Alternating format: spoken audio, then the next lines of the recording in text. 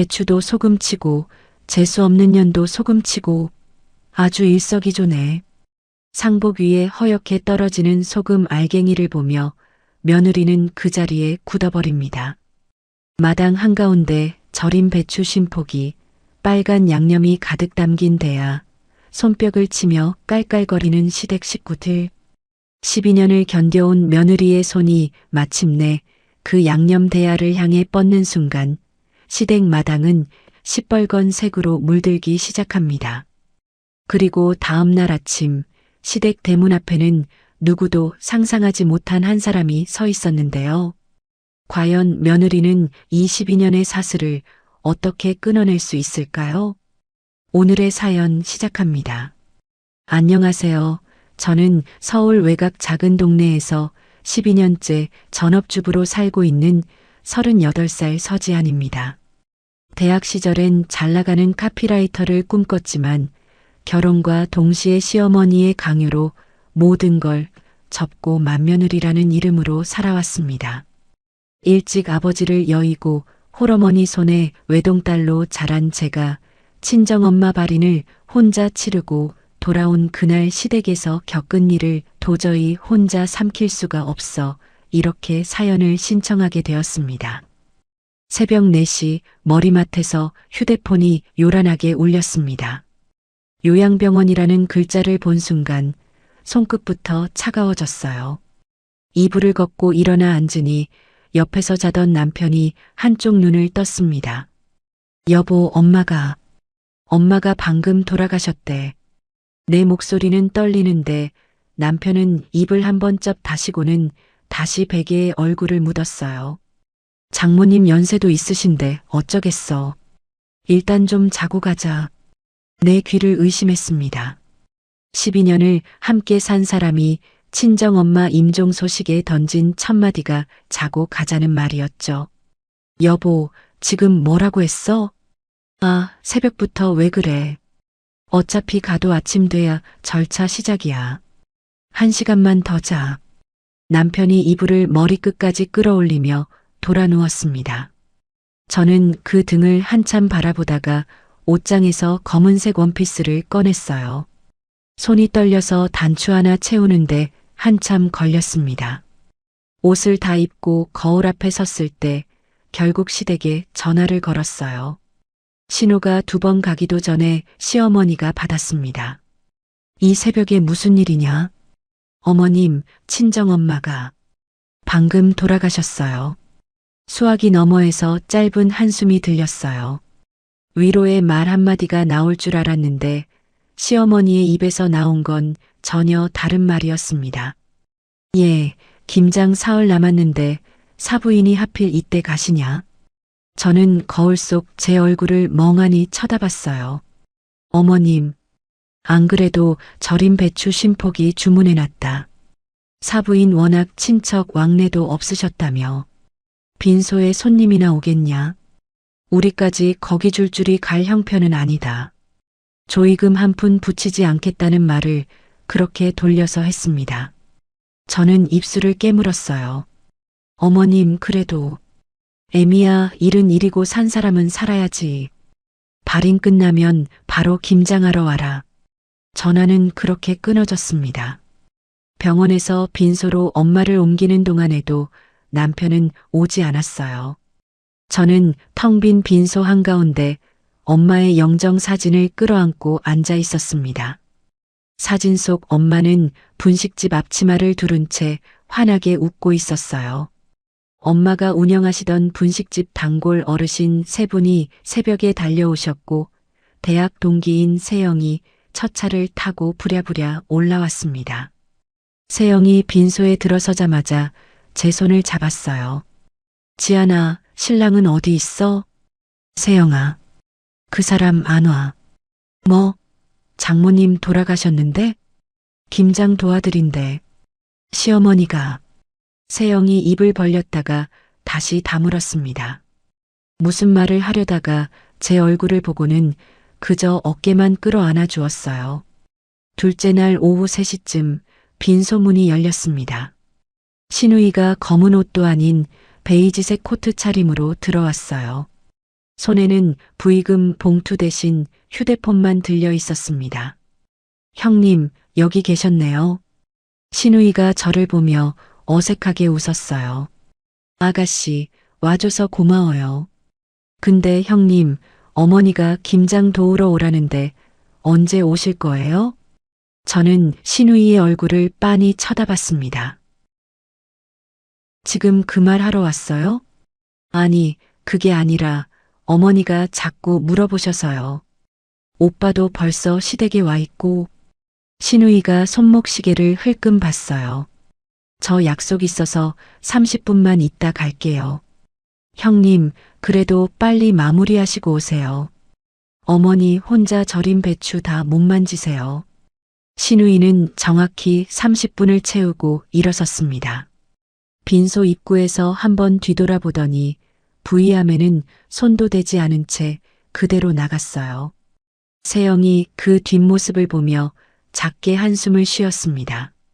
지안아, 저게 신우이라고? 응. 발인 전날 밤 남편이 갑자기 빈소에 나타났습니다. 검은 양복은 입었지만 손에는 작은 여행 가방이 들려 있었어요. 여보, 나 지금 시댁 가야 돼. 뭐? 내일 새벽에 어머니가 김장 배추 절이는 거 도와드려야 한대. 나밖에 사람이 없잖아.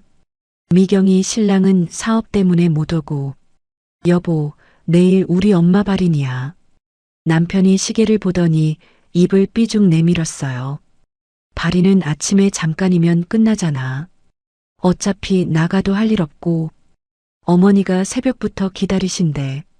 여보, 한 번만 내 옆에 있어주면 안 돼? 저는 남편의 양복 소매를 붙잡았어요. 남편이 제 손을 슬며시 떼어냈습니다. 지안아, 너도 어머니 성격 알잖아.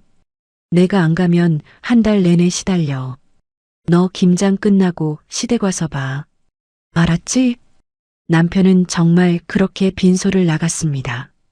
저는 엄마의 영정 사진 앞에 다시 주저앉아 밤새도록 사진만 쳐다봤어요. 엄마의 마지막 밤을 정말로 혼자 지켰습니다. 발인 당일 새벽 6시 장례 지도사가 곤란한 얼굴로 다가왔어요. 고객님, 운구를 도와주실 분이 좀 부족합니다. 관을 들 사람이 한 사람도 없었어요. 장례 지도사가 직접 휴대폰을 들고 여기저기 전화를 돌렸습니다. 20분 뒤 세영의 회사 직원 2명이 헐레벌떡 뛰어왔고 분식집 단골이시던 어르신 한 분이 지팡이를 짚으며 따라 들어오셨어요. 아가, 내가 들어줄게. 영숙 씨 가는 길에 내가 빠지면 안 되지. 지팡이를 짚으시던 어르신이 떨리는 손으로 관 손잡이를 잡으셨습니다. 저는 그 모습을 보고 더는 참지 못하고 무너져 울었어요. 화장장 대기실에서 엄마의 유골함을 두 손으로 받아들었을 때 휴대폰이 연달아 울렸습니다. 시어머니의 카카오톡이 7통이나 쌓여 있었어요. 애미야 언제 와? 배추 다 절여놨다. 오늘 안에 양념 버무려야 한다. 사람이 도리가 있지. 거기 끝나면 바로 와라. 도연이도 너 기다린다. 빨리 답장 좀 해라. 저는 유골함을 가슴에 끌어안은 채 그 글자들을 한참 들여다봤어요. 답장은 하지 않았습니다. 납골당에 엄마를 모시고 나오는 길 모르는 번호로 전화가 왔어요. 여보세요? 서지한 고객님 되시죠? 저는 이영숙님 변호사 사무소에서 연락드린 사람입니다. 네, 제가 맞아요.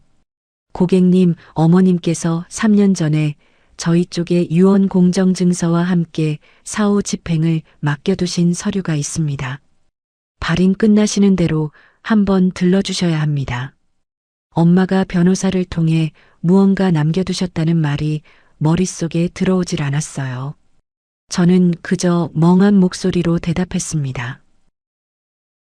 죄송한데 며칠 후에 찾아뵐게요. 지금은 제가 정신이 좀... 네, 알겠습니다. 다만 너무 늦지 않게 와주십시오. 어머님께서 따로 당부하신 부분이 있어서요. 전화를 끊고 나니 세영이 차 문을 열어주었어요. 저는 조수석에 무너지듯 앉았습니다. 차가 시댁 골목 근처에 들어서자 세영이 핸들에서 손을 떼며 말했어요. 지안아, 지금 시댁 가지 말자. 세영아, 우리 집에 가자. 며칠만 쉬다가 다시 생각해. 너 지금 얼굴이 종이처럼 하얘. 세영아, 그래도. 지안아, 너 12년 동안 한 번이라도 너 자신을 위해서 선택한 적 있어? 저는 대답하지 못했어요. 12년 동안 시댁 가는 길을 걸은 적이 한 번도 없었습니다. 명절도 시어머니 생신도 김장철도 제사도. 세영아, 그래도 가봐야 해. 안 가면 더 시끄러워져. 저는 차 문을 열고 내렸어요. 세영이 운전석에서 한참 저를 바라보다가 천천히 입을 열었습니다. 지안아, 내가 골목 끝에서 기다릴게. 무슨 일 있으면 바로 뛰어나와. 무슨 일이라도. 알았어, 세영아. 시댁 대문 앞에 섰을 때 마당 안에서 시어머니의 웃음소리가 담장을 넘어왔어요. 시누이의 까르르 웃는 소리도 섞여 있었습니다. 매콤한 김장 양념 냄새가 골목 가득 퍼져 있었어요. 저는 상복 차림으로 엄마의 유골가루가 손톱 끝에 아직 남아있는 손으로 초인종을 눌렀습니다. 손가락이 떨려서 2번 만에 겨우 눌렀어요. 안에서 시어머니의 목소리가 들렸습니다. 누구 왔나 보다. 미경아, 나가봐라. 엄마, 형님 왔나 봐. 대문 너머로 발소리가 다가오는 동안 저는 가슴에 안고 있던 엄마의 영정 사진을 한 번 더 꼭 끌어안았어요. 대문이 열리는 소리가 들렸습니다. 시누이가 문을 잡고 서서 저를 위아래로 훑어봤어요. 형님, 오셨어요? 엄마, 형님 왔어요. 시누이의 목소리가 마당 안쪽을 향해 크게 울렸습니다. 저는 한 발 안으로 들어섰어요. 마당 가득 절인 배추가 산처럼 쌓여 있었고 시댁 친척 아주머니 2명이 빨간 고무대야 앞에 둘러앉아 손을 놀리고 있었어요. 그때 부엌 쪽에서 시어머니가 뛰어나왔습니다. 손에 굵은 소금이 가득 담긴 바가지를 들고 있었어요. 이년아, 거기 서거라. 저는 그 자리에 굳었습니다. 시어머니가 성큼성큼 다가오더니 바가지를 기울여 한 움큼을 제 얼굴에 뿌렸어요. 소금 알갱이가 눈가에 박혀 따끔거렸습니다. 어머님, 초상집 기운이 집안에 들어오면 안 된다. 그것도 모르냐? 시어머니가 한 번 더 소금을 집어 제 상복 위로 뿌렸어요. 허연 알갱이가 검은 옷 위로 후두둑 떨어졌습니다. 마당에 앉아있던 시댁 친척 아주머니 2명이 손뼉을 치며 웃었어요. 아이고, 형님, 시원하게 한 번 더 뿌리세요. 맞아요. 부정 탄 거 깨끗이 털어내야지. 시누이도 옆에서 입을 가리고 까르르 웃었습니다. 저는 그 자리에 서서 시어머니의 얼굴을 쳐다봤어요. 시어머니가 바가지를 옆구리에 끼더니 마당이 떠나가도록 소리쳤습니다. 배추도 치고 재수 없는 년도 치고 아주 일석이조네. 옆집 담장 너머로 누군가의 발소리가 멈춰서는 게 들렸어요. 시어머니는 그 소리는 듣지도 못한 채 또 한 번 깔깔거렸습니다. 마루 쪽으로 시선을 돌리니 남편이 앉아 있었어요. 무릎 위에 휴대폰을 올려놓고 화면만 들여다보고 있었습니다. 제가 마당에 서 있는데도 고개 한 번 들지 않았어요. 여보. 저는 떨리는 목소리로 남편을 불렀습니다. 남편이 그제야 휴대폰에서 눈을 떼고 마당 쪽을 흘끔 봤어요. 왔어? 옷에 묻은 소금이나 털고 들어와서 양념이나 좀 버무려. 어머니 손목 아프시다잖아. 여보, 지금 그 말이 나와? 지안아, 어머니가 새벽부터 고생하셨어. 일단 와서 도와드려. 얘기는 나중에 하자. 남편이 다시 휴대폰으로 시선을 돌렸어요. 저는 그 옆모습을 한참 쳐다봤습니다. 12년 동안 봐온 얼굴인데 처음 보는 사람 같았어요. 시어머니가 다시 부엌 쪽으로 가더니 소금 바가지를 내려놓고 양념이 한가득 담긴 빨간 대야 옆에 섰습니다. 애미야, 너 빨리 손 씻고 오너라. 양념 다 식는다. 그리고 그 상복은 마당에서 벗어. 안에까지 들고 들어오지 말고. 어머님, 왜? 또 무슨 말 하려고. 우리 엄마가 오늘 아침에 화장됐어요. 저는 한 글자 한 글자를 또박또박 끊어 말했어요. 시어머니가 눈썹을 치켜 올렸습니다. 그래서 그게 무슨 자랑이냐? 사부인 가신 거 안다. 알아서 너 시댁 부르지도 않고 알아서 처리하라고 했잖아. 어머님, 우리 엄마가요. 애미야, 산 사람은 살아야지. 죽은 사람 붙들고 언제까지 청승 떨 거냐. 너 그러다 시집 운까지 끊긴다. 신우이가 옆에서 거들었어요. 형님, 어머니 말씀이 다 맞아요. 빨리 옷 갈아입고 오세요. 저희도 손 빠진 지 한참 됐어요. 저는 마당 한가운데에 서서 천천히 주변을 둘러봤습니다. 산더미처럼 쌓인 절인 배추, 빨간 양념이 가득 담긴 거대한 대야, 손뼉 치며 웃던 시댁 친척 아주머니들, 휴대폰만 보고 있는 남편, 허리에 손을 얹고 저를 노려보는 시어머니, 가식적으로 살갑게 웃는 시누이. 12년이 한꺼번에 머릿속을 스쳐 지나갔어요. 첫해 명절에 시어머니가 전 부치는 기름에 손을 대었을 때 약 한 번 발라달라고 못했던 기억. 둘째 해에 시아버지 보약값을 제 카드로 결제하라고 했을 때 토 한마디 못 달았던 기억.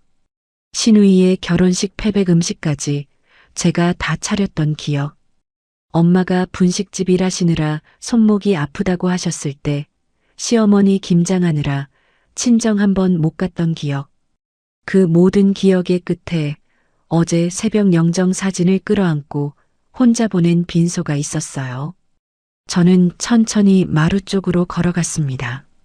시어머니가 절 보며 만족스럽게 고개를 끄덕였어요. 그래, 그래야지. 양념 대야는 거기 마루에 있다. 들고 와서 배추부터 시작해라. 저는 마루 위에 놓인 빨간 양념 대야 앞에 섰습니다. 어른 두 사람이 안아도 모자랄 만큼 큰 대야였어요. 양손으로 대야 가장자리를 잡았습니다. 어머님, 왜? 제가 오늘 도와드릴게요. 시어머니의 얼굴이 환해졌어요. 그래, 진작 그럴 것이지. 애미야, 사람이 도리가 있는 거다. 저는 두 손에 힘을 꽉 줬습니다. 대야가 묵직했지만 12년 동안 모아온 무게에 비하면 가벼웠어요. 숨을 한번 들이쉬고 대야를 번쩍 들어 올렸습니다. 애미야, 뭐하냐? 살살 들어. 시어머니가 다급하게 소리쳤어요. 저는 대야를 든 채로 시어머니 앞에 섰습니다. 시어머니가 하얀 한복 차림으로 새빨간 양념 대야 바로 아래에 서 있었어요. 어머님, 우리 엄마 가시는 길에 소금 뿌려주셔서 감사해요. 저는 그 말을 끝내자마자 대야를 기울였습니다. 시뻘건 양념이 시어머니의 하얀 한복 위로 쏟아졌어요. 시어머니의 얼굴, 머리, 가슴, 치마 위로 빨간 양념이 폭포처럼 흘러내렸습니다. 이년아, 이게 무슨 짓이냐? 시어머니가 비명을 지르며 뒷걸음질 쳤어요. 저는 대야를 그대로 들고 마루 위로, 마당 한가운데로, 절인 배추 더미 위로 차례차례 양념을 쏟아부었습니다. 쉼포기 배추 위로 양념이 흥건히 퍼졌어요. 시댁 친척 아주머니 두 명이 입을 떡 벌린 채 굳었습니다. 시누이가 비명을 질렀어요. 형님, 미쳤어요? 지금 뭐 하시는 거예요? 남편이 그제야 휴대폰을 내려놓고 벌떡 일어났습니다. 지안아, 너 정신 나갔어? 시어머니가 양념을 뒤집어 쓴 채 마당에 주저앉았어요. 하얀 한복이 시뻘겋게 물들어 있었습니다. 시어머니가 손가락으로 저를 가리키며 발악했어요. 이년아, 당장 이혼이다. 위자료 한 푼도 못 받을 줄 알아라. 저는 빈 대야를 마당에 내려놨습니다. 손에 양념이 흥건히 묻어 있었어요. 왼손 약지에 끼고 있던 결혼 반지를 천천히 빼냈습니다. 양념 묻은 손가락에서 반지가 쉽게 빠졌어요. 저는 반지를 들어 마당 한가운데로 던졌습니다. 반지가 절인 배추 더미 위로 굴러떨어졌어요. 시어머니가 헐떡이며 일어서려고 했지만 한복 치마가 양념에 들러붙어 잘 일어서지 못했습니다. 저는 한 걸음 다가가 시어머니의 치마 자락에 양념 묻은 손을 슥슥 닦았어요. 어머님 잘 사세요. 시어머니가 입을 벌렸지만 말이 나오지 않았습니다. 12년 만에 처음으로 시어머니의 눈을 똑바로 봤어요. 시어머니가 시선을 피했습니다. 저는 뒤돌아 대문 쪽으로 걸어갔어요. 남편이 마루에서 내려와 제 팔을 잡았습니다. 지안아, 어디가? 너 지금 정신 차려야 돼. 여보. 왜? 손 놔. 남편이 움찔하며 제 팔을 놓았어요. 신우이가 뒤에서 또 한 번 소리쳤습니다. 형님, 어머니 옷값이라도 물어내고 가세요. 형님, 저는 뒤돌아보지 않았어요. 대문을 박차고 골목으로 나섰습니다. 마침 김장하러 들어오던 옆집 아주머니가 양손에 양념 그릇을 든 채 저를 보고 입을 떡 벌렸어요. 아이고, 이게 무슨... 옆집 아주머니가 제 상복을 위아래로 훑어봤습니다. 검은 상복 위에 허연 소금 알갱이와 시뻘건 양념이 얼룩져 있었어요. 저는 그제야 제 꼴을 깨달았습니다. 하지만 멈추지 않고 골목을 걸어 내려갔어요. 골목 끝 가로등 아래에 세영의 차가 서 있었습니다. 세영이 운전석에서 저를 보고 있었어요. 제가 가까이 가자 세영이 조수석 문을 안에서 열어줬습니다. 타, 지안아. 저는 차에 올라탔어요. 세영이 제 얼굴을 한번 보더니 아무것도 묻지 않고 시동을 걸었습니다. 세영아. 응. 나 잘한 거 맞지? 세영이 핸들을 잡은 채 천천히 고개를 끄덕였어요. 지안아, 잘했어. 진짜 잘했어. 차가 골목을 빠져나가는 동안 백미러로 시댁 대문이 점점 멀어졌습니다. 대문 너머에서 시어머니의 비명 같은 고함이 아직도 들리는 듯 했어요. 저는 양념 묻은 손을 무릎 위에 가지런히 모았습니다. 손가락 사이로 빠져나간 결혼 반지의 빈자리가 묘하게 가벼웠어요. 다음 날 아침 9시 저는 세영의 집 손님방에서 눈을 떴습니다. 낯선 천장이 머리 위에 있었어요. 어제 입었던 상복은 세영이 어디론가 치워두었는지 보이지 않았고 저는 세영이 빌려준 헐렁한 운동복 차림이었습니다. 머리맡에 놓인 휴대폰을 들었어요. 화면이 부재중 알림으로 가득 차 있었습니다. 부재중 전화 47통, 카카오톡 200개가 넘게 쌓여 있었어요. 대부분이 남편이었고 그 사이사이에 시어머니와 시누이의 번호가 끼어 있었습니다. 저는 메시지를 하나하나 열어볼 엄두가 나지 않아 화면을 위에서 아래로 스크롤만 했어요. 그러다 낯선 번호 하나에 손가락이 멈췄습니다. 모르는 번호로 음성 메시지가 한 통 와 있었어요. 어제 저녁 7시쯤 도착한 거였습니다. 손가락으로 재생 버튼을 눌렀어요. 한 번도 들어본 적 없는 중년 여자의 목소리가 휴대폰 너머로 흘러나왔습니다. 서지한 씨, 안녕하세요. 처음 연락드려서 정말 죄송합니다. 사모님 일로 꼭 드릴 말씀이 있어요. 지한 씨께 직접 진실을 알려드리고 싶습니다. 시간 되실 때 꼭 연락 부탁드립니다. 목소리가 떨리고 있었어요. 한 번 더 재생해봤지만 누구인지 짐작조차 가지 않았습니다. 방문을 열고 거실로 나가니 세영이 식탁에 죽을 차려놓고 있었어요. 지안아, 일어났어? 좀 먹어. 어제부터 한 끼도 못 먹었잖아. 세영아, 이거 한번 들어볼래?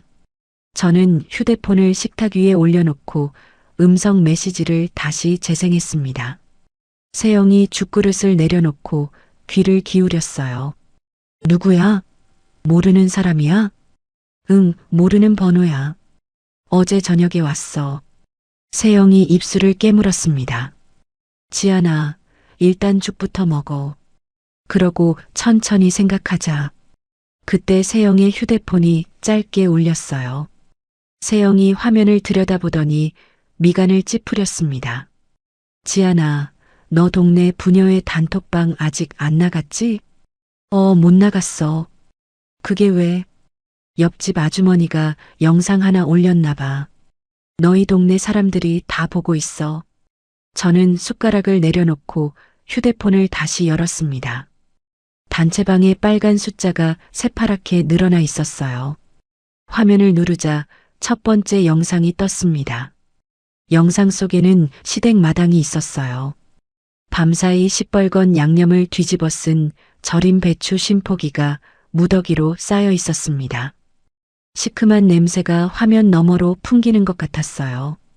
옆집 담장 너머로 동네 사람들이 머리를 빼꼼 내밀고 마당을 구경하고 있었습니다. 누군가의 목소리가 영상에 섞여 들어왔어요. 아이고, 저게 김장이요? 죽치고 앉아서 며느리한테 부려먹더니 결국 이 꼴 나는구먼. 박권사 어쩐다냐. 동네방네 자랑하던 김장 쉼포기가 다 썩어가네. 화면 한쪽에는 시어머니가 들고 다니던 양념국자가 양념 웅덩이 속에 거꾸로 처박혀 있었습니다. 영상은 거기서 끊겼어요. 저는 다음 영상을 눌렀습니다. 시어머니가 머리에 수건을 동여매고 동네 골목을 휘젓고 다니는 장면이 찍혀 있었어요.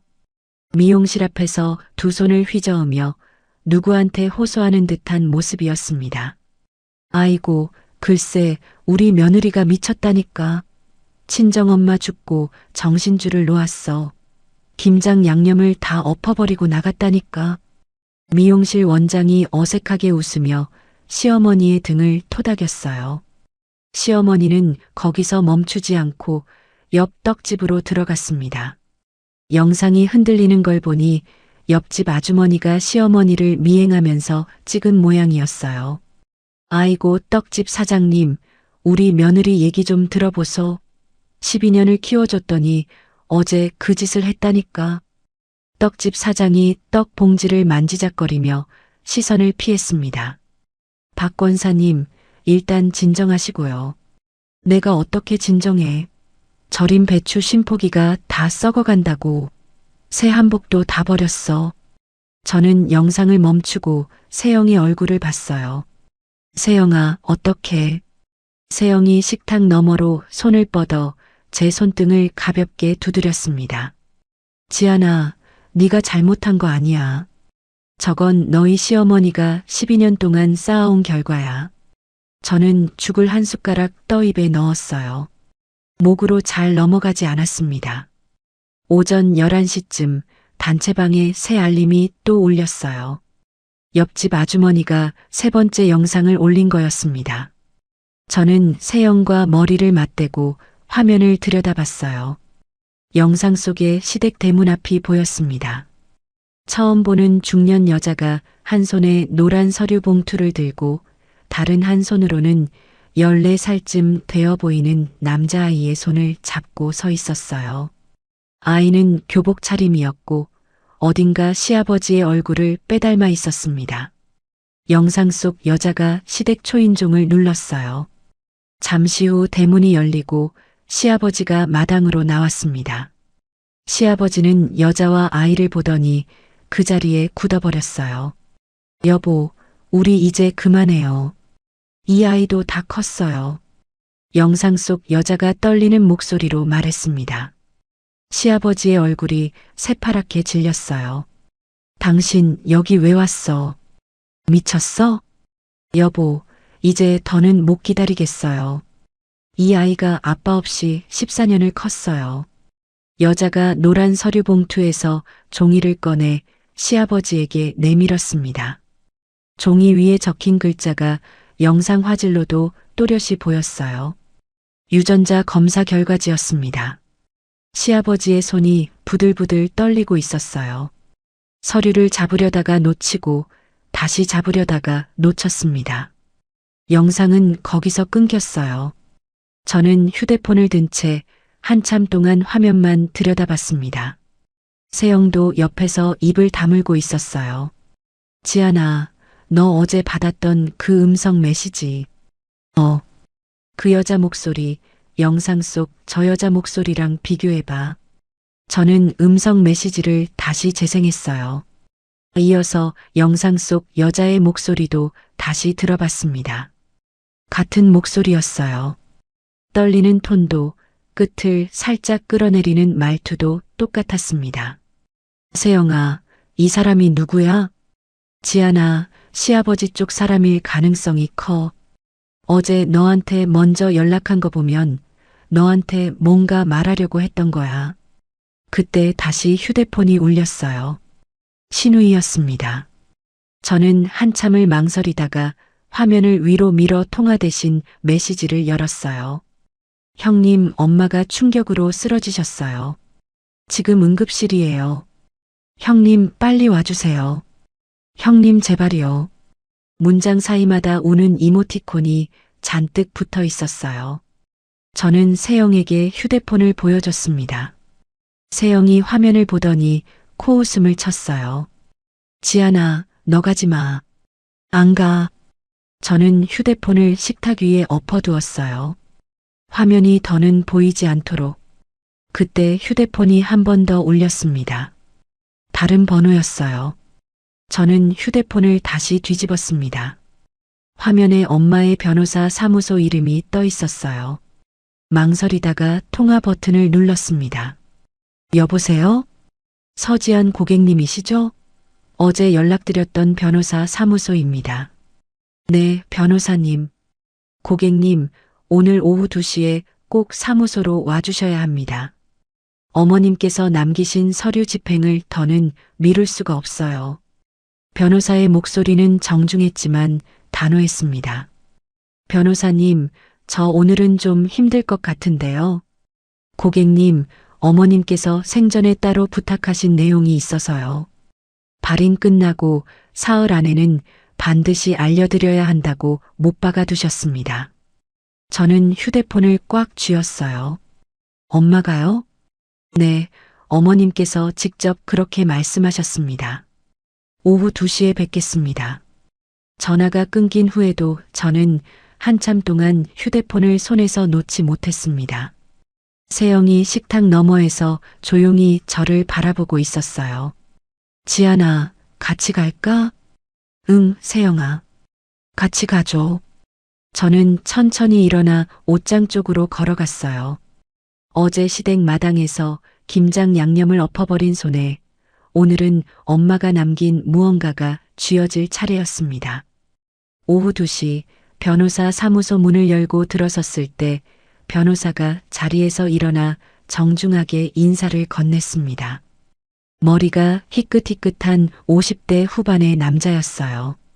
세영이 제 옆에 나란히 앉았습니다.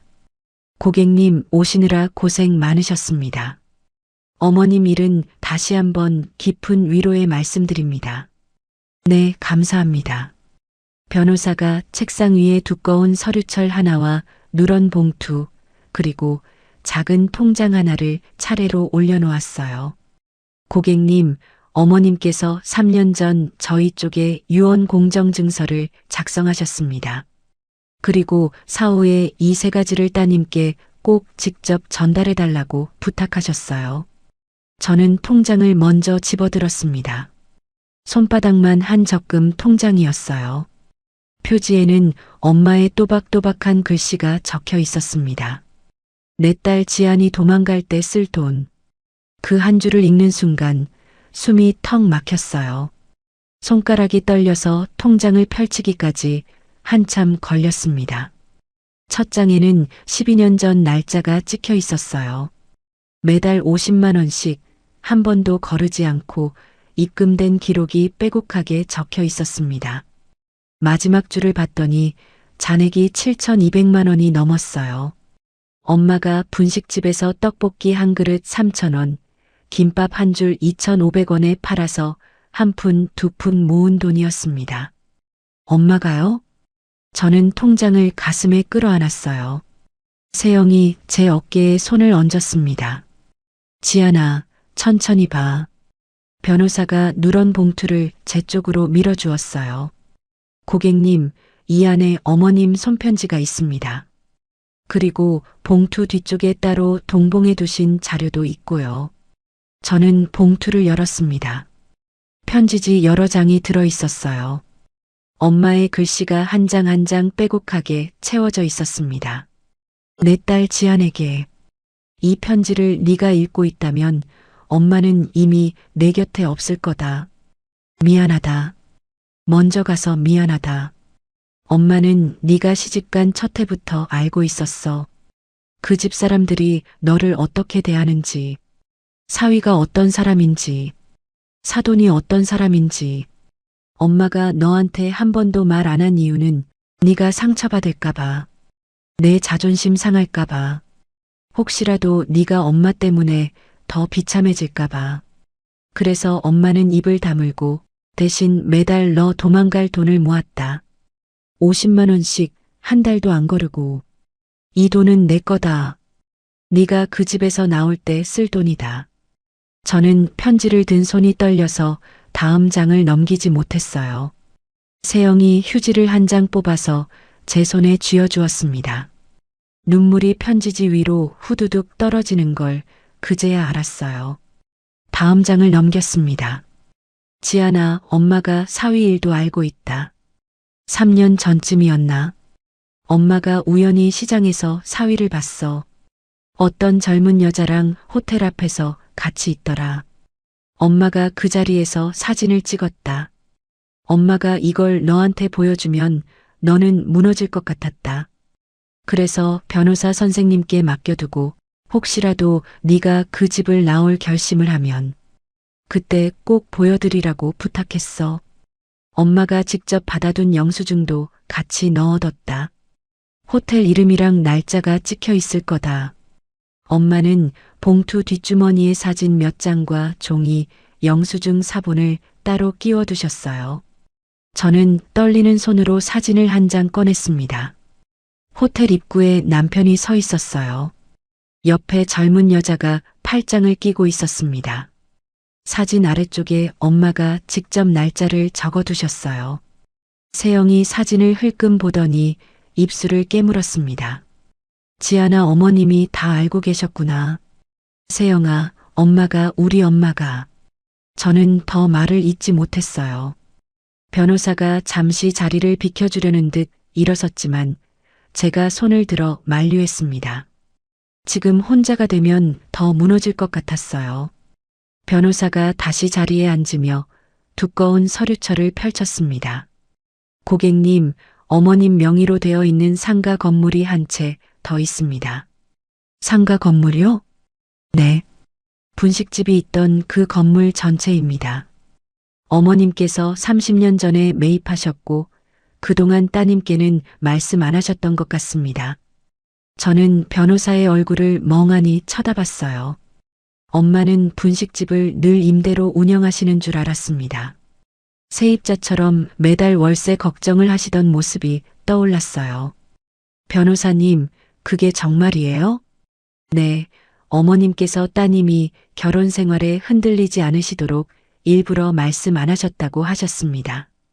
유언 공정증서에는 이 건물 전체를 따님께 단독 상속하는 것으로 명시해 두셨어요.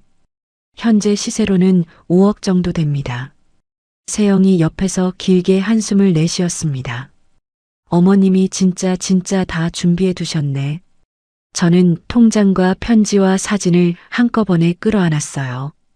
가슴이 미어져서 한참 동안 숨을 제대로 쉴 수가 없었습니다. 엄마, 왜 한 번도 말 안 했어? 변호사가 조용히 안경을 벗어 닦으며 말했어요. 고객님, 어머님께서 마지막에 이 말씀을 꼭 전해달라고 하셨습니다. 뭐라고요? 지안이가 이 통장을 펼치는 날 그날이 진짜 지안이 인생이 시작되는 날이라고요. 저는 그 자리에서 결국 큰 소리로 울었어요. 12년 동안 한 번도 마음 놓고 울어본 적이 없었습니다. 엄마 앞에서도 시댁흉을 한 번 본 적이 없었어요. 그런데 엄마는 이미 모든 걸 다 알고 계셨던 거였습니다. 세영이 저를 끌어안고 등을 토닥였어요. 변호사는 자리에서 일어나 사무실 한쪽 창문을 열어주었습니다. 사무소를 나온 길, 저는 길가 벤치에 잠시 주저앉았어요. 세영이 옆에 앉아 자판기 커피 2잔을 뽑아왔습니다. 종이컵을 2손으로 감싸 쥐었더니 손끝이 조금씩 따뜻해졌어요. 세영아. 응. 우리 엄마 마지막까지 나밖에 모르셨어. 지안아, 어머님이 너 진짜 사랑하셨어. 그때 휴대폰이 울렸습니다. 어제 음성 메시지를 남겼던 그 낯선 번호였어요. 저는 잠시 망설이다가 통화 버튼을 눌렀습니다. 여보세요? 서지안 씨 맞으시죠? 수화기 너머에서 떨리는 여자 목소리가 들렸어요. 어제 음성 메시지의 그 목소리, 어제 영상 속에서 시댁 대문 앞에 서 있던 그 여자의 목소리였습니다. 네, 제가 서지안이에요. 제 이름은 윤정이라고 합니다. 지안 씨께 꼭 만나 뵙고 드릴 말씀이 있어요. 오늘 저녁에 시간 좀 내주실 수 있을까요? 저는 세영의 얼굴을 봤어요. 세영이 고개를 끄덕였습니다. 어디로 가면 될까요? 윤정혜 씨가 알려준 카페는 변호사 사무소에서 멀지 않은 곳이었어요. 저녁 7시 저는 세영과 함께 카페 문을 열고 들어섰습니다. 창가 쪽 자리에 한 여자가 앉아 있었어요. 영상 속에서 본 그 사람이었습니다. 화장기 없는 얼굴에 머리는 단정하게 묶었고 손에는 작은 손수건을 꼭 쥐고 있었어요. 윤정혜 씨가 저를 보더니 자리에서 일어나 고개를 깊이 숙였습니다. 지안 씨 와주셔서 정말 감사합니다. 앉으세요. 자리에 마주 앉았어요. 윤정혜 씨가 한참 동안 말을 잇지 못했습니다. 손수건을 2손으로 비비기만 했어요. 지안 씨, 제가 지금부터 드리는 말씀이 많이 충격적이실 거예요. 말씀하세요. 윤정혜 씨가 숨을 한번 들이쉬더니 입을 열었어요. 사모님이, 그러니까 지안 씨 시어머니가요. 12년 전부터 다 알고 계셨어요. 저는 윤정혜 씨의 얼굴을 빤히 쳐다봤습니다. 뭐요? 저와 시아버지 일을요. 그리고 우리 아이 존재까지도요. 저는 들고 있던 찻잔을 거의 떨어뜨릴 뻔했어요. 세영이 옆에서 제 무릎 위에 손을 얹었습니다. 사모님은 12년 전에 이미 다 알고 계셨는데 체면 때문에 모르는 척 하셨어요. 그러시면서 그 화풀이를 전부 지안 씨한테 하신 거예요. 윤정혜 씨의 손수건 위로 눈물이 떨어졌어요. 저는 그 모습을 한참 동안 바라봤습니다. 12년이라는 시간이 김장 양념처럼 새빨갛게 머릿속에 쏟아져 내리고 있었어요. 일주일 후 월요일 아침, 저는 세영의 광고 회사 정문 앞에 섰습니다. 12년 전 결혼하면서 접어두었던 회사원 명함이 오늘 다시 제 손에 쥐어질 차례였어요. 세영이 로비에서 저를 기다리고 있었습니다. 출근하는 직원들이 세영에게 인사를 건네며 저를 흘끔거렸어요. 지안아, 떨려? 세영아, 손이 자꾸 떨려. 괜찮아. 12년 동안 카피라이터 자리 비워뒀잖아. 너 자리야. 세영이 카드키를 제 손에 꽉 쥐어주었습니다. 엘리베이터를 타고 4층에 올라가니 책상 하나가 깨끗하게 비어 있었어요. 모니터 위에 작은 화분 하나가 놓여 있었습니다. 옆자리 직원이 일어나 저에게 다가왔어요. 안녕하세요. 서지안 카피라이터님이시죠? 대표님께 말씀 많이 들었어요. 아, 네, 안녕하세요. 잘 부탁드려요. 12년 만에 누군가 저를 직책으로 불러줬어요. 며느리도 아니고 형님도 아니고 에미야도 아닌 카피라이터. 그 한마디에 가슴 어딘가가 뜨끈해졌습니다. 오전 회의가 끝나고 점심시간, 저는 회사 근처 카페에서 샌드위치 하나를 시켜놓고 앉아 있었어요. 유리창 너머로 햇볕이 들어왔습니다. 혼자 먹는 점심이 이렇게 편안한 적이 언제였는지 기억나지 않았어요. 그때 카페 문이 거칠게 열렸습니다. 신우이가 헐레벌떡 뛰어들어왔어요. 세영의 회사 위치를 어떻게 알아냈는지 머리도 제대로 빗지 않은 모습이었습니다. 형님 여기 계셨네요. 신우이가 제 테이블 앞에 와서 다짜고짜 무릎을 꿇었어요. 주변 손님들이 전부 우리 쪽을 쳐다봤습니다. 아가씨, 일어나세요. 사람들 보잖아요. 형님, 어머니가 충격으로 쓰러져서 입원하셨어요. 형님이 가서 사과하셔야 해요. 저는 샌드위치 접시를 옆으로 밀어두고 신우이를 똑바로 봤어요. 아가씨, 일단 일어나서 앉으세요. 얘기는 듣겠지만 무릎 꿇은 채로는 안 들어요. 신우이가 마지못해 일어나 맞은편에 앉았습니다. 화장이 다 번져 있었어요. 손등으로 눈가를 한번 닦더니 들릴 듯 말 듯한 한숨을 내쉬었습니다. 형님, 어머니가요. 동네 영상 때문에 교회 권사 모임에서 그만두라고 했대요. 평생 자랑하던 거였잖아요. 그게 무너지니까 어머니가 진짜로 화병이 났어요. 그래서요?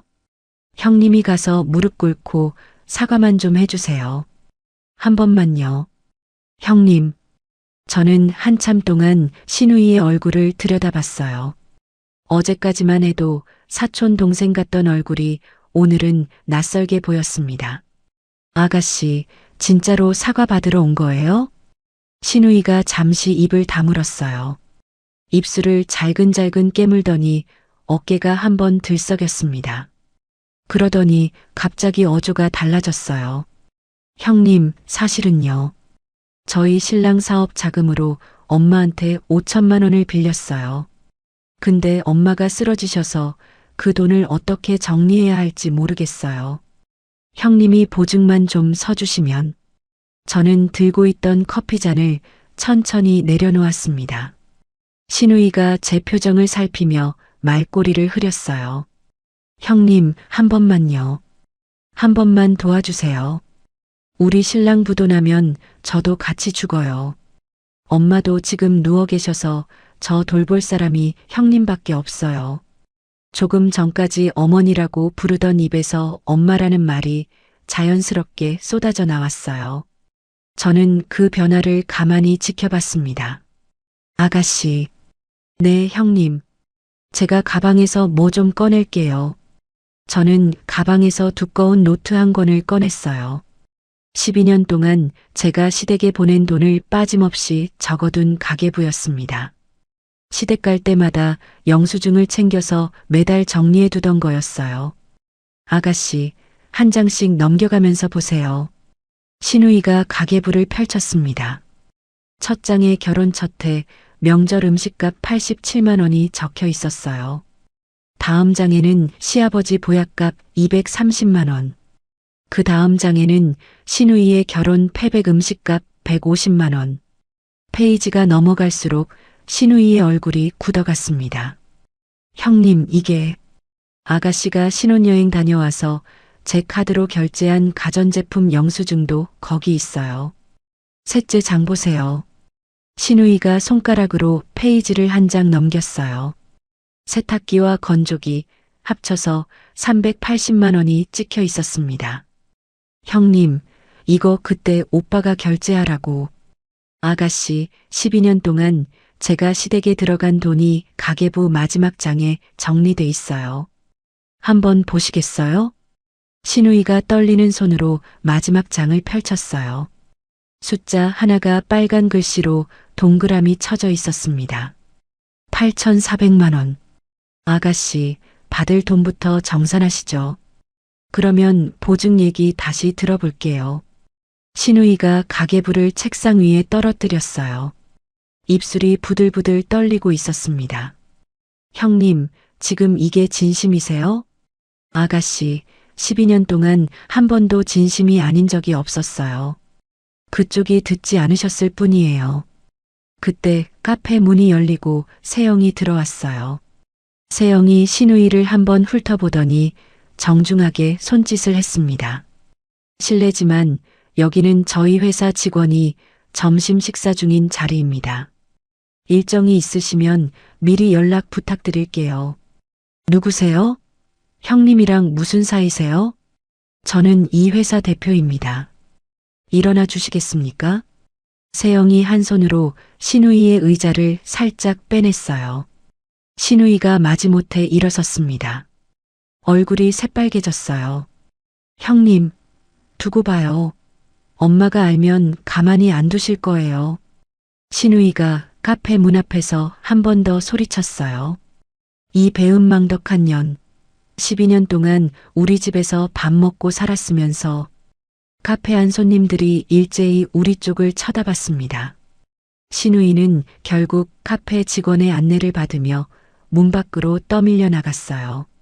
세영이 제 맞은편 자리에 앉아 길게 한숨을 내쉬었습니다.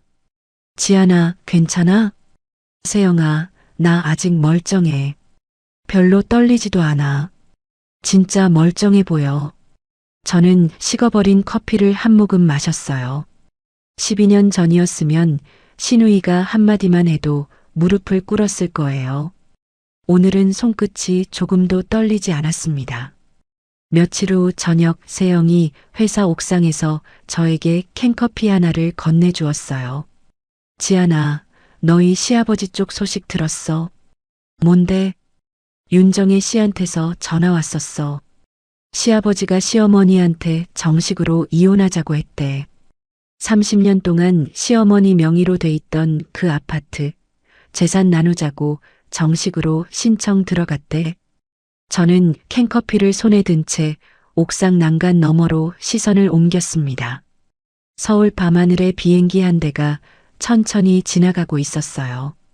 세영아, 우리 남편 회사 쪽은? 지안아, 너 마음 단단히 먹어. 말해. 내 남편이 회사 후배랑 호텔 같이 다닌 거 사내에 다 퍼졌대. 인사위원회 회부됐고 감봉이랑 지방 발령 결정 났대. 저는 캔커피를 한 모금 마셨어요. 달콤한 게 입에 들어왔는데 맛이 별로 느껴지지 않았습니다. 세영아, 누가 회사에 사진을 흘렸을까? 지안아, 변호사님 통해서 들었는데 어머님이 사진을 2부 만들어 두셨대. 한 분은 너한테 전달되도록 봉투에 넣어 두시고 다른 한 분은 회사 인사 담당 쪽으로 익명으로 발송되도록 미리 부탁해 두셨대. 저는 한참 동안 캔커피만 만지작거렸어요. 엄마는 마지막 순간까지도 제 손에 피 한 방울 묻히지 않으려고 그 모든 걸 미리 정리해 두신 거였습니다. 세영아, 엄마는 진짜. 지안아, 어머님이 다 하셨어. 너는 그냥 받기만 하면 돼. 그날 저녁 8시 회사 정문을 나서는데 누군가 저를 부르는 목소리가 들렸어요. 여보, 남편이었어요. 양복 차림으로 정문 기둥에 기대어 서 있었습니다. 며칠 못 본 사이에 얼굴이 반쪽이 되어 있었어요. 여보, 잠깐만 얘기 좀 해. 남편이 제 앞으로 다가오더니 그 자리에 무릎을 꿇었습니다. 여보, 한 번만 용서해줘. 다 어머니 때문이었어. 내가 잘못했어. 저는 남편의 얼굴을 내려다봤어요. 12년 동안 단 한 번도 보지 못한 표정이었습니다. 여보, 일어나. 여보, 제발. 저는 가방에서 명함 한 장을 꺼냈어요. 세영이 소개해준 이혼 전문 변호사의 명함이었습니다. 여보, 이거 받아. 앞으로 할 얘기는 이쪽으로 해. 남편이 떨리는 손으로 명함을 받아들었어요. 여보, 진짜 이혼할 거야? 저는 대답하지 않고 돌아섰습니다. 지하철역 쪽으로 걸어가는 동안 뒤를 한 번도 돌아보지 않았어요. 지하철 안에서 휴대폰을 켜자 변호사 사무소에서 메시지 한 통이 와 있었습니다. 이혼 소장이 가정법원에 정식으로 접수되었습니다.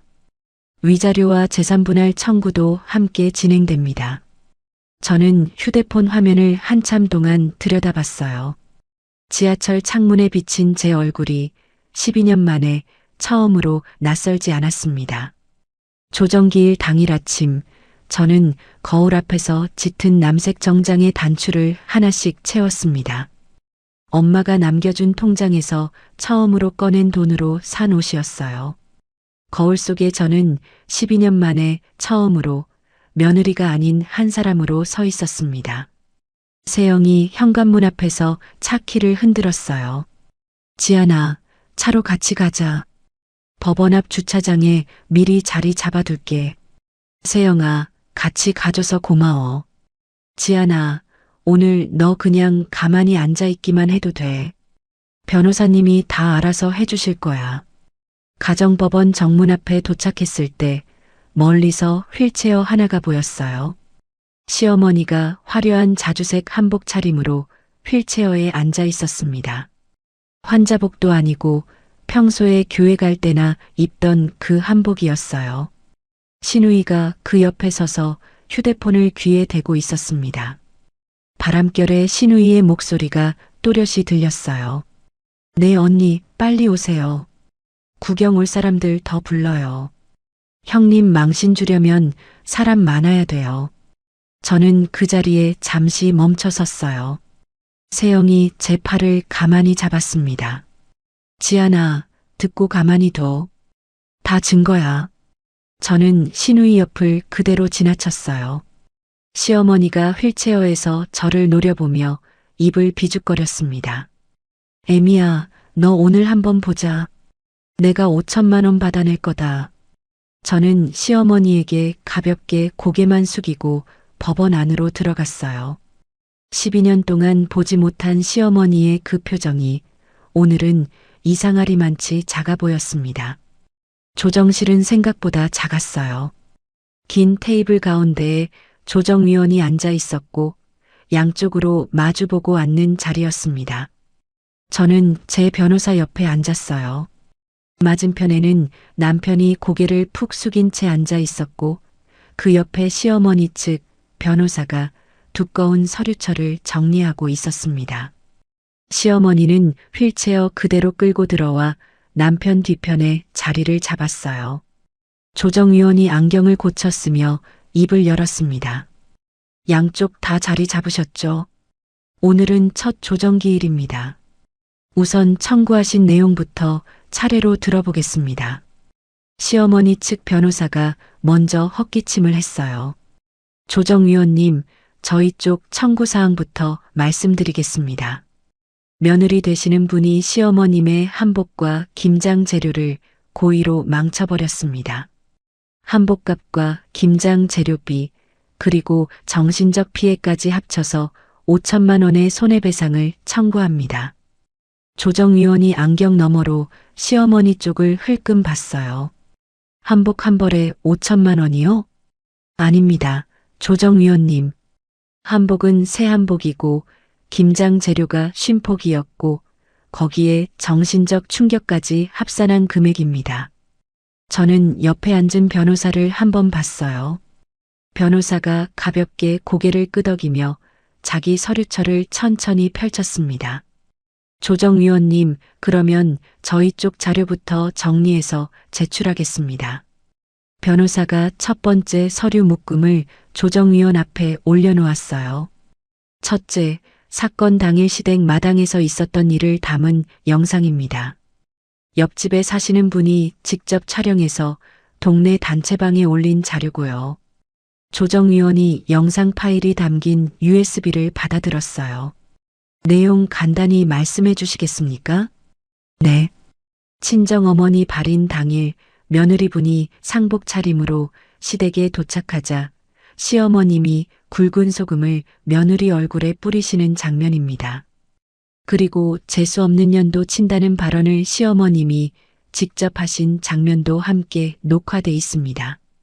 시어머니의 얼굴이 새파랗게 질렸어요. 입을 벌렸지만 소리가 나오지 않았습니다. 시어머니 측 변호사가 다급하게 끼어들었어요. 조정위원님, 그건 그쪽 측에서 일방적으로 편집한 영상일 가능성이. 편집은 없습니다. 제 변호사가 차분하게 잘랐어요. 동네 단체방에 올라온 원본 그대로고 동영상 정보도 변형되지 않았습니다. 옆집 사시는 분의 자필 진술서도 함께 제출합니다. 조정위원이 진술서를 받아 한 장 한 장 넘겨봤어요. 저는 시어머니 쪽을 흘끔 봤습니다. 시어머니가 휠체어에 앉은 채로 시누이의 손목을 꽉 쥐고 있었어요. 시누이도 입술이 새하얗게 질려 있었습니다. 제 변호사가 두 번째 서류 묶음을 꺼냈어요.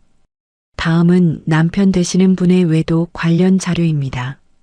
남편이 그제야 고개를 들었어요. 저는 남편의 눈을 마주쳤습니다. 남편이 다시 고개를 푹 숙였어요. 3년 전부터 회사 후배와 함께 호텔을 출입한 사진과 영수증 사본입니다. 친정어머니께서 생전에 직접 수집해 두신 자료고요. 사후에 변호사 사무소를 통해 전달받은 거라 출처가 명확합니다. 거기에 회사 인사위원회 회부 기록과 감봉 처분 결정문 사본까지 첨부했습니다. 조정위원이 사진을 한 장 한 장 넘겨봤어요. 남편이 양손을 무릎 위에 올리고 손등에 손톱을 파묻고 있었습니다. 시어머니가 갑자기 휠체어에서 몸을 일으키려고 하다가 시누이에게 붙들렸어요. 엄마, 진정해요. 이게 어떻게 된 거냐? 도연아, 너 진짜로 그런 거냐?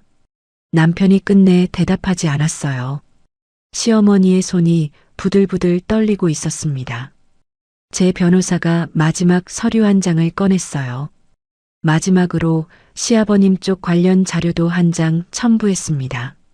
친자 확인서, 사본과 동네 단체방에 올라온 영상 자료입니다. 이 부분은 직접 청구 대상은 아니지만 시어머님 측에서 며느리에게 가한 학대의 동기를 보여주는 자료로 참고만 해주시면 됩니다. 시어머니가 그 말에 휠체어 손잡이를 부서져라 움켜쥐었어요. 조정위원이 안경을 벗어 천천히 닦았습니다.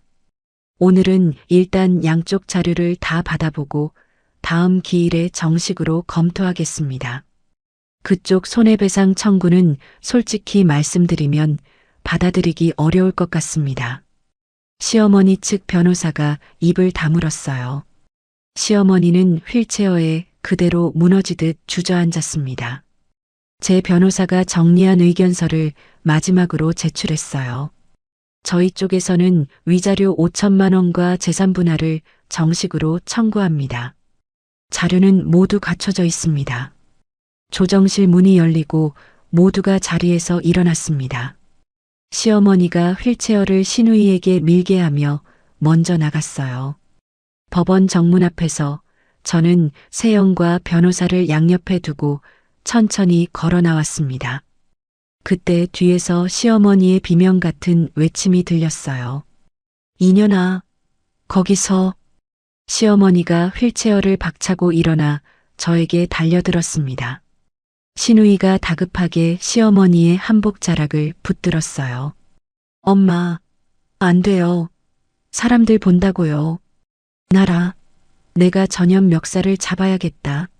시어머니의 손이 제 옷깃을 향해 뻗어왔어요. 저는 한 발 뒤로 물러섰습니다. 시누이가 끝내 시어머니의 허리를 끌어안아 주저앉혔어요.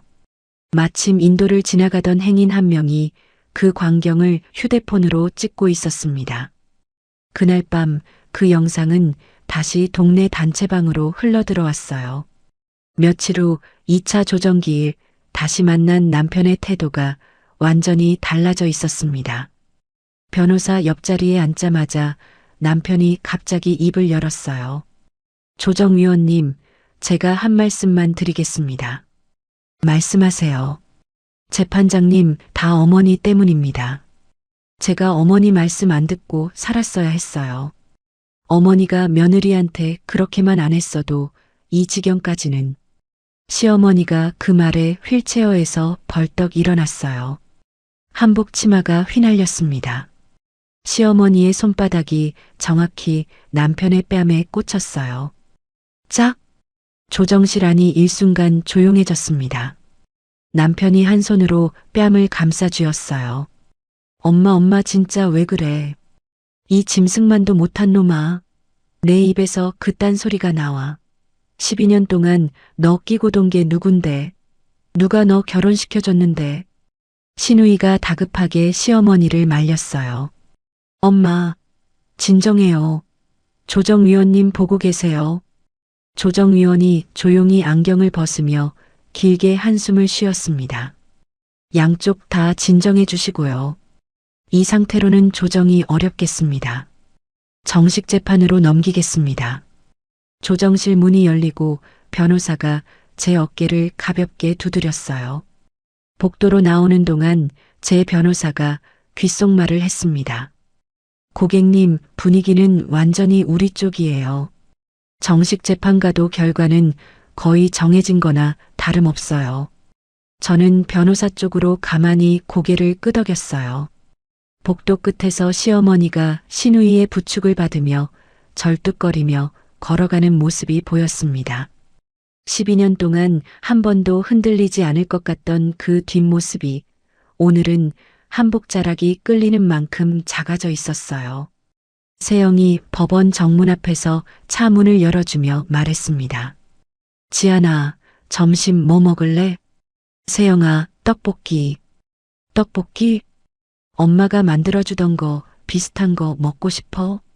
세영이 가볍게 웃으며 핸들을 잡았어요. 차창 밖으로 가정법원 건물이 점점 멀어졌습니다. 저는 무릎 위에 가지런히 손을 모으고 앉아 있었어요. 빈손이었지만 12년 만에 가장 묵직한 무엇인가가 손바닥 안에 쥐어져 있는 기분이었습니다. 조정이 결렬되고 한 달이 지난 어느 오후 회사 점심시간에 휴대폰이 울렸습니다. 화면에 윤정혜 씨의 이름이 떠 있었어요. 저는 옥상 한쪽 구석으로 자리를 옮긴 뒤 통화 버튼을 눌렀습니다. 여보세요, 윤정혜 씨. 지안 씨, 점심시간에 죄송해요. 잠깐 통화 괜찮으세요? 네, 괜찮아요. 말씀하세요. 수화기 너머에서 윤정혜 씨가 잠시 망설이는 듯한 숨소리가 들렸어요. 지안 씨, 시아버지하고 사모님하고 이혼 절차가 다 끝났어요. 지난주에 법원에서 도장 찍었대요.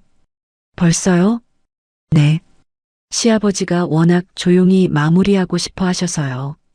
30년 같이 산 집 명의가 사모님 앞으로 돼 있었잖아요.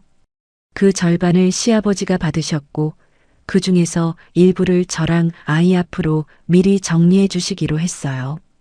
저는 옥상 난간에 한 손을 얹고 멀리 빌딩 숲을 바라봤어요. 30년이라는 시간이 종이 한 장에 그렇게 나뉘는 거였습니다. 윤정혜 씨, 시어머니 쪽은요? 지안 씨, 사모님이 다시 쓰러지셨어요. 윤정혜 씨의 목소리가 조금 더 낮아졌어요.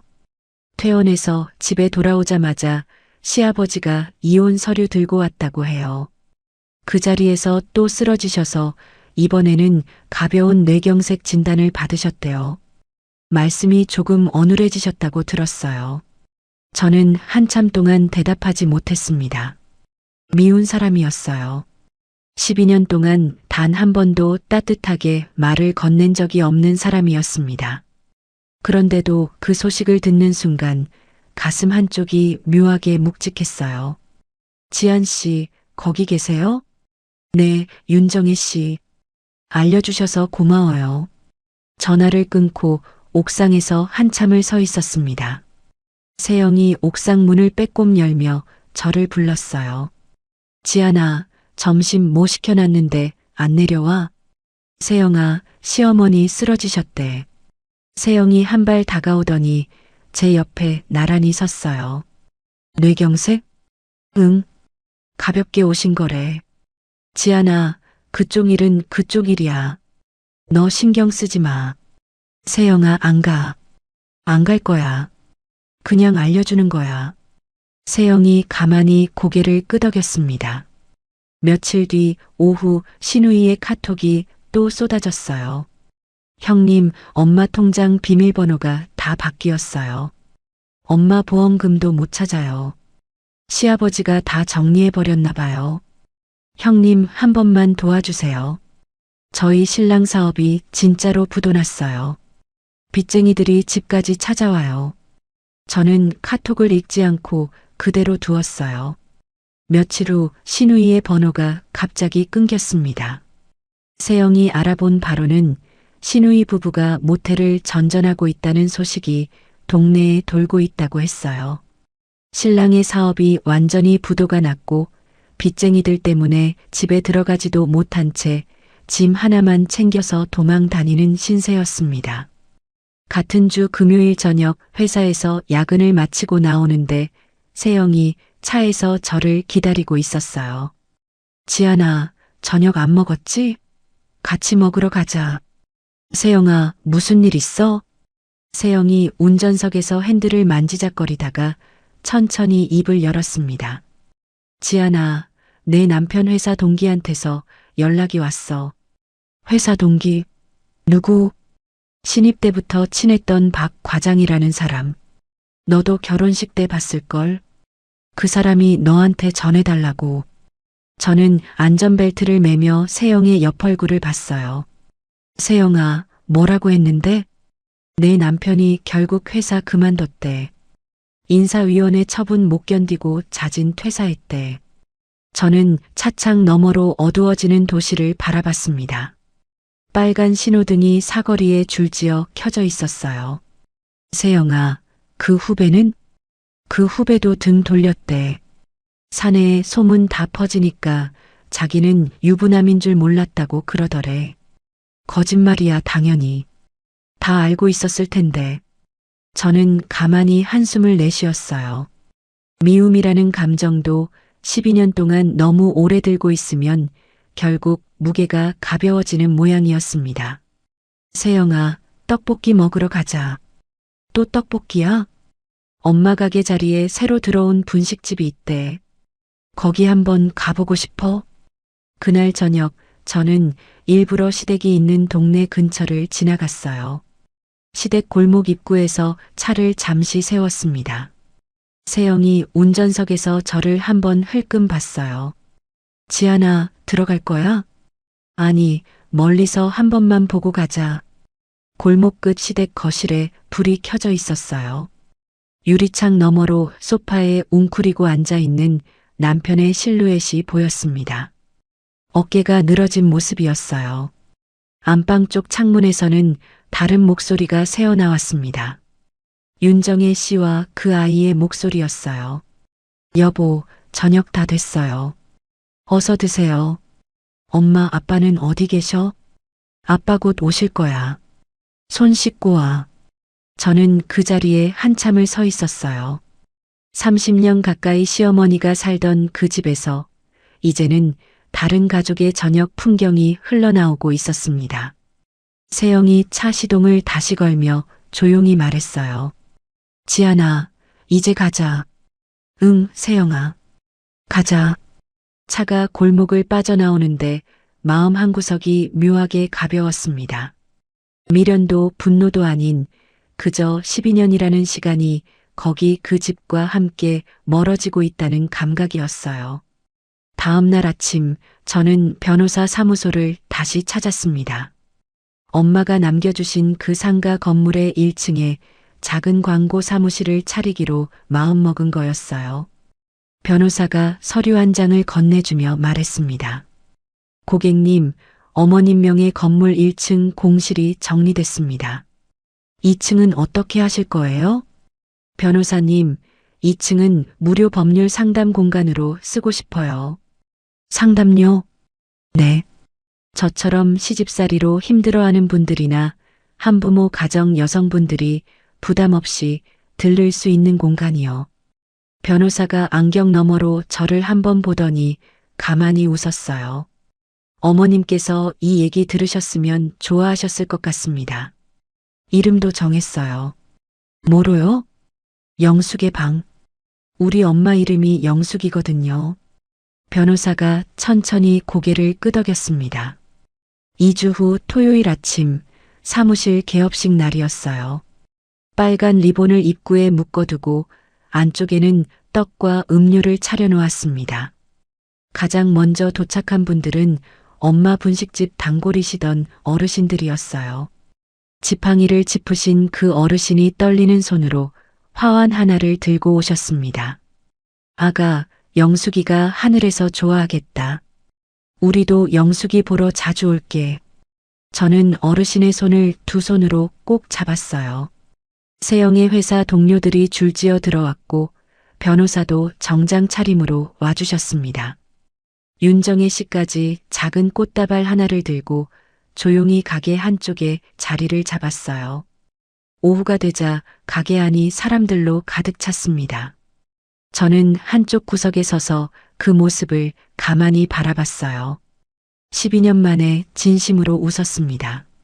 입꼬리가 저절로 올라가는 게 어떤 기분인지 그제야 다시 기억이 났어요. 저녁 8시 손님들이 모두 돌아가고 가게 셔터를 내릴 시간이 됐습니다. 세영이 마지막 정리를 도와주고 먼저 차에 가 있겠다며 나갔어요. 저는 가게 문을 잠그고 골목으로 나섰습니다. 가로등 불빛이 떨어진 골목 끝에 누군가의 실루엣이 보였어요. 남편이었습니다. 양복도 아니고 헐렁한 점퍼 차림이었어요. 얼굴이 며칠 사이에 더 야위어 있었습니다. 남편이 저를 보더니 한 걸음 다가왔어요. 한쪽 손을 가슴께에 꼭 쥐고 있었습니다.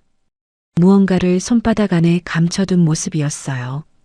여보, 남편이 떨리는 목소리로 저를 불렀습니다. 저는 가게 셔터에 등을 기댄 채 남편을 마주봤어요. 여보, 잠깐만 시간 좀 줘. 남편이 손에 쥐고 있던 것을 천천히 펼치려 했어요. 가로등 불빛에 종이 끄트머리가 살짝 비쳤습니다. 저는 가만히 그 모습을 바라봤어요. 바람이 한 차례 골목을 훑고 지나갔습니다. 남편이 손바닥을 천천히 펼쳤어요. 가로등 아래에서 종이 한 장과 사진 한 장이 모습을 드러냈습니다. 사진은 12년 전 우리 결혼식 날 찍은 단체 사진이었어요. 저와 남편이 가운데 서 있고 엄마가 한복 차림으로 제 옆에 환하게 웃고 있었습니다. 종이는 손편지였어요. 엄마의 글씨였습니다. 사위에게 라고 첫 줄에 적혀 있었어요. 여보, 이거 받아줘. 남편이 떨리는 손을 제 쪽으로 내밀었습니다. 장모님이 결혼식 다음 날 나한테 직접 주신 거야. 내 딸 잘 부탁한다고. 12년 동안 서랍에 넣어두고 한 번도 안 꺼내봤어. 저는 가만히 그 편지를 받아들었어요. 엄마의 글씨를 손가락 끝으로 한번 쓸어봤습니다. 또박또박한 글씨가 종이 위에 살아있는 것 같았어요. 여보, 장모님께 정말 죄송해. 당신한테도 정말 미안해. 남편이 그 자리에 다시 무릎을 꿇으려고 했어요. 저는 한 손을 들어 그것을 막았습니다. 여보, 일어나서 얘기해. 여보, 한 번만. 우리 다시 시작하면 안 될까? 저는 엄마의 편지를 가방 안에 조심스럽게 넣었어요. 사진은 남편에게 다시 돌려주려다가 잠시 망설였습니다. 사진 속 엄마의 웃는 얼굴이 저를 한 번만 더 바라보는 것 같았어요. 저는 사진도 가방 안에 가만히 넣었습니다. 여보, 12년 동안 미안하다는 말 한 번도 안 했어. 알고 있었어? 남편이 입을 다물었어요. 오늘 처음으로 들었어. 근데 여보, 너무 늦었어. 여보, 내가 다 잘못했어. 다 내 잘못이야. 어머니도 아니고 누구도 아니고 다 내 잘못이야. 여보, 저는 남편의 눈을 똑바로 봤어요. 그 말 12년 전에 한 번이라도 했으면 달랐을지도 몰라. 지금은 아니야. 남편이 한 발 물러서며 손으로 얼굴을 가렸어요. 저는 그 모습을 잠시 바라보다가 가게 셔터에서 등을 뗐습니다. 여보, 잘 살아. 저는 골목을 천천히 걸어 나왔어요. 세영의 차가 골목 끝에서 헤드라이트를 한번 깜빡였습니다. 저는 뒤를 돌아보지 않고 조수석에 올라탔어요. 한 달 후 이혼 재판 최종 선고일이 잡혔습니다. 저는 엄마가 남겨주신 통장에서 다시 한번 돈을 꺼내 단정한 정장을 차려입었어요. 법원 안 풍경은 지난번 조정실보다 훨씬 넓고 조용했습니다. 재판장이 서류를 차분하게 넘기며 결론을 읽어내려갔어요. 위자료 5천만 원이 인정됐고 시댁 아파트 지분 일부도 재산 분할로 제 앞으로 정리되었습니다. 12년의 결혼 생활이 그렇게 한 장의 종이 위에서 마침표를 찍었어요. 선고가 끝나고 복도로 나오는데 전 남편이 벽에 기대어 서 있었습니다. 저는 그 옆을 그대로 지나쳤어요. 세영이 제 어깨를 가볍게 두드렸습니다. 지안아, 끝났어. 진짜 끝났어. 세영아, 응, 끝났어. 법원 정문을 나설 때 햇볕이 정수리 위로 따뜻하게 내려앉았어요. 며칠 후 윤정혜 씨에게서 전화가 왔어요. 지안 씨, 잘 지내시죠? 한 가지 알려드릴 게 있어서요. 네, 윤정혜 씨. 말씀하세요. 저랑 시아버지 정식으로 혼인신고했어요. 아이도 호적 정리 다 끝났고요. 저는 가만히 미소를 지었어요. 이상하게 마음이 편안했습니다. 나쁜 사람들도 결국 자기 자리를 찾아가는구나. 그런 생각이 들었어요. 윤정혜 씨, 시어머니 소식은요? 요양원에 들어가셨어요. 신우이가 한참 보호자로 들락거리다가 지방으로 내려간 다음부터는 면회 오는 사람이 거의 없대요. 저는 한참 동안 대답하지 못했습니다. 미운 사람이었지만 한때 어머님이라고 부르며 12년을 살았던 사람이었어요. 그 무게가 사라지는 자리에는 분노도 슬픔도 아닌 그저 텅 빈 평온이 남았습니다. 윤정혜 씨, 알려주셔서 고마워요. 지안 씨, 가끔 가게에 들러도 돼요? 네, 언제든지요. 전화를 끊고 휴대폰을 책상 위에 내려놓는데 문득 창밖에서 익숙한 실루엣이 지나갔어요. 전 남편이었습니다. 가게 건너편 길에서 잠시 멈춰서서 가게 간판을 한참 올려다보더니 곧 발길을 돌렸어요. 저는 그 뒷모습을 가만히 바라봤습니다. 미안하지도 안쓰럽지도 않았어요. 그저 한 사람이 자기 길을 가는 모습이었습니다. 엄마의 일주기 기일이 다가왔어요. 저는 그날 아침 일찍 분식집에 들러 떡볶이 한 그릇을 포장했습니다. 새로 들어선 분식집 사장님이 가게 이름을 영숙분식이라고 그대로 두셨어요. 아가씨, 어머님 닮으셨네요. 단골 어르신들이 자꾸 그러시던데. 감사해요. 납골당 앞에 도착해 엄마의 자리 앞에 떡볶이 한 그릇을 가지런히 올렸어요. 가방에서 통장 사본 한 장을 꺼내 함께 올려두었습니다. 엄마가 12년 동안 한 푼, 두 푼 모아주신 그 통장이었어요. 엄마. 저는 그 자리에 한참을 앉아 있었습니다. 엄마, 나 엄마 덕분에 살았어. 12년 동안 한 번도 소리내어 못했던 말이었어요. 엄마의 영정사진이 그대로 저를 보며 환하게 웃고 있었습니다. 엄마, 영숙의 방 잘 되고 있어. 매주 토요일마다 사람들이 와. 엄마처럼 딸 걱정하는 엄마들도 오고 시집살이 힘들어하는 며느리들도 오고 다들 엄마 얘기 들으면 울어. 저는 가만히 사진 속 엄마의 얼굴을 쓸어봤어요. 엄마, 나 이제 안 무서워. 진짜야. 그날 오후 영숙의 방으로 돌아오는 길, 무료 상담실 의자에 한 젊은 며느리가 앉아 있었어요. 20살이나 됐을까 아주 어려 보이는 분이었습니다. 손에 휴지를 꽉 쥐고 어깨가 들썩이고 있었어요. 저는 옆자리에 가만히 앉아 보온병에서 따뜻한 차 한 잔을 따라드렸어요. 천천히 말씀하셔도 돼요. 시간 많아요. 선생님, 젊은 며느리가 떨리는 목소리로 저를 불렀어요. 선생님 사연을 유튜브에서 봤어요. 누가 영상으로 만들어 올려놨더라고요. 그거 보고 여기까지 왔어요. 저는 그 손을 가만히 잡아드렸습니다. 선생님, 저도 도망칠 용기가 생겼어요. 엄마 같은 분이 옆에 안 계셔서 어떻게 해야 할지 몰랐는데 선생님 보니까 저도 살 수 있겠다는 생각이 들었어요. 저는 그 손을 더 꼭 잡았어요. 12년 전 제가 누군가의 손을 이렇게 잡고 싶었던 그 밤이 머릿속에 한번 스쳐 지나갔습니다. 잘 오셨어요. 진짜 잘 오셨어요. 젊은 며느리가 어깨를 들썩이며 한참을 울었어요. 저는 옆에서 휴지를 한 장씩 건네드렸습니다. 엄마가 저에게 그러셨던 것처럼 아무 말 없이 그 옆을 지켜드렸어요. 그날 밤 가게 셔터를 내리고 골목으로 나서는데 하늘이 유난히 맑았습니다. 별빛이 골목 끝까지 길게 내려와 있었어요. 저는 잠시 그 자리에 서서 하늘을 올려다봤습니다. 나는 지금 행복하다. 12년 만에 처음으로 그 문장이 머릿속에 또렷이 떠올랐어요.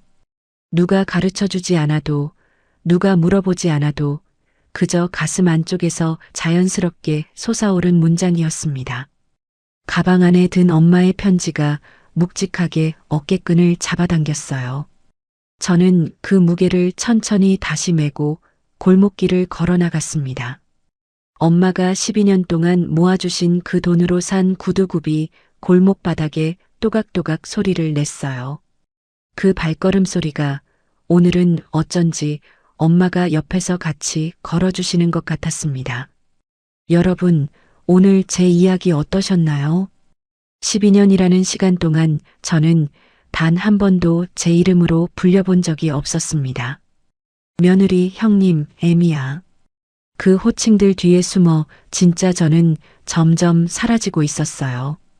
친정엄마가 마지막으로 남겨주신 그 통장 한 권이 아니었다면 저는 아직도 그 마당 한 구석에서 무릎 꿇고 있었을지도 모릅니다. 혹시 지금 이 영상을 보시면서 12년 전에 저처럼 숨죽이고 계신 분이 있다면 꼭 말씀드리고 싶어요.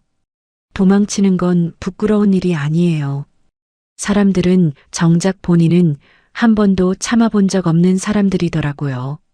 여러분 곁에도 분명히 제 엄마 같은, 제 친구 세영이 같은 사람이 한 명쯤은 있을 거예요. 그 손을 꼭 잡으시고 한 걸음만 내디뎌 보세요. 그 한 걸음이 여러분의 12년을 바꿔놓을 거예요. 오늘도 버텨주셔서 정말 감사합니다. 여러분 꼭 행복하세요.